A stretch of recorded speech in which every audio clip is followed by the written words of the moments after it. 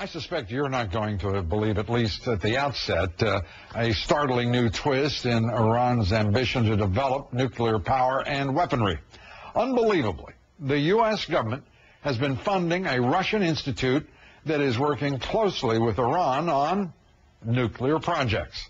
Another clear failure of the American government to protect our national security, and it is absolutely another statement as to the incompetence of our State Department and our foreign policy. Kitty Pilgrim has our report.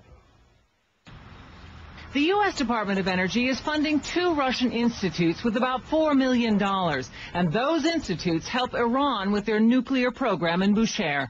Evidence is found in Russian documents obtained by the General Accountability Office.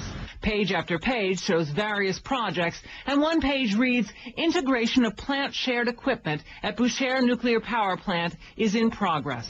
An Energy Department official at the House Energy Committee hearing today had no answers.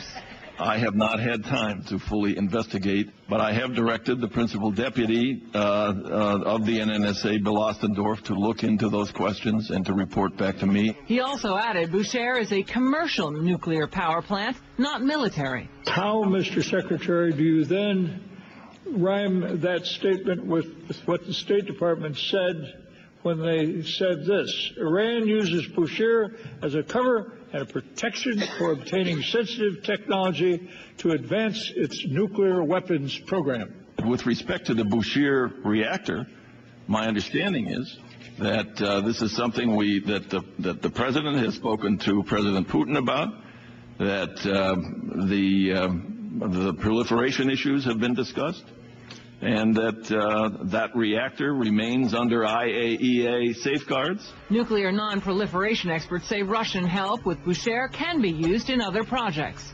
What the Russians are actually helping to do is to bring a large reactor online which can make scores of bombs worth of plutonium per year, and we're hoping that the Iranians won't divert any of this material. The rationale for the Department of Energy program was to pay the salaries of Russian scientists who were left without incomes after the Cold War. The thinking was to keep them on the payroll so they wouldn't peddle their nuclear expertise to rogue nations like Iran.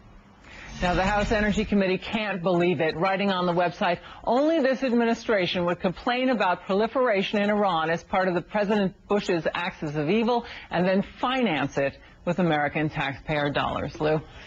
This administration, everyone keeps talking about the legacy of this administration. Well, their legacy is mind-boggling, unbelievable, breathtaking incompetence and stupidity. That is going to be the legacy of the Bush administration. I mean, thank God that Congressman Dingell and Stupak are leading the way on this issue. I mean, how in the heck can a secretary of the Department of Energy, Samuel Bodman, even get up in the morning and think he has done anything but waste some of God's protoplasm if he can't run that department better than he is? Well, you know, just the answers today were astonishing. I don't know. We'll check.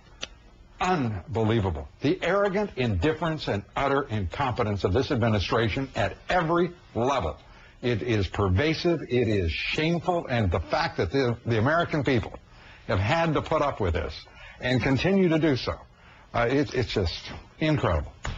That is just an unbelievable story. Yeah, it is unbelievable. There will be more new developments, I'm sure, on this. Any thought to perhaps changing the direction of policy at the Energy Department? They were defending the policy. They say that Russian institutes that participate in Bushehr are not disqualified from these funds. They were actually defending this policy today.